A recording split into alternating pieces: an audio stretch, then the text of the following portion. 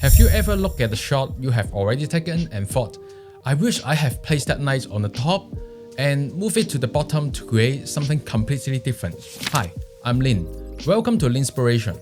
I help creative and business master generative AI without losing their soul. Today, I'm going to show you how to reshape the lighting in your existing image by using the right tools. If you work in visual production, you have definitely been there. A client looked at the final image and asked the impossible question. Hey, can we just change the lighting in post? Before AI, the answer was basically no. You couldn't physically move the light source in the image. It was impossible. But now, we have AI, and we can use this technology not to fake it, but to reconstruct and enhance the vision we already captured. Today, I'm introducing you a feature inside Higgsfield called Relight. What I love about this is the simplicity. You just upload the image you want to change, and here is the magic. Once you upload the image, the AI doesn't just look at the pixels. It actually interprets the image in 3D space. It understands the depth, the volume of your subject. This allows it to simulate how a new light source would actually hit the surface. Let's look at the control.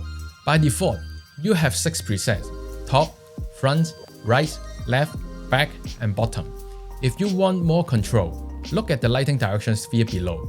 You can manually drag the lighting to exactly where you need it. You can also control the quality of light. You can toggle between soft light and hard light, and adjust the intensity and even the color. Basically, these settings are exactly what we adjust on the physical shoot. But now, you have the freedom to experiment with them after the camera is packed away. Let's put the 6 presets to the test. Here is an example image I captured about 4 years ago. Originally, the light is coming from the left. It is simple and directional. But say I want to change the entire mood. I'm thinking of something a bit more horror, maybe acting some red tones. So I will change the light color, but keep the original direction. Let's see what it gives us. As you can see, with just a few clicks, the entire mood changed. Even the shadow between the glass and the face is well stimulated. The physical of the lights just makes sense. Now, let's try the opposite direction. Let's move the lights to the right. The result is solid. What I love is that it preserves the original image structure. The face is still identical. It doesn't morph me into a stranger.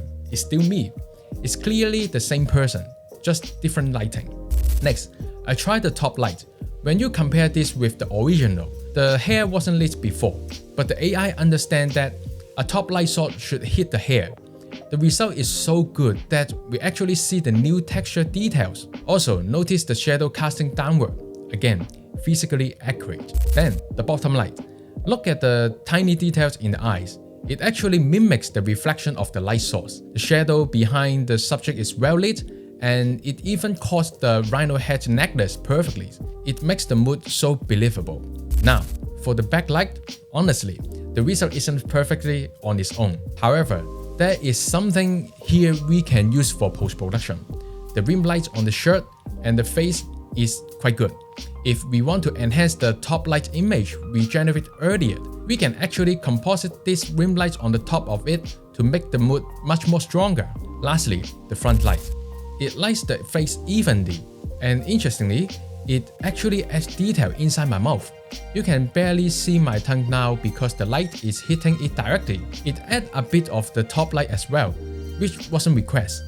Sometimes AI will randomly generate variations, but in my case, I usually get exactly what I need within 2 or 3 generations. Now, let me show you a real commercial use case.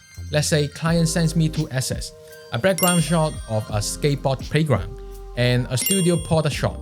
They want to place the product into a background for a pre-net. But the problem is the lighting doesn't match. The product shot is in super high contrast, and the background has a strong sunlight coming from the back. Before AI, this would be impossible to make it look good, but we can fix it with Relight. So first, I need to relight the product to match that.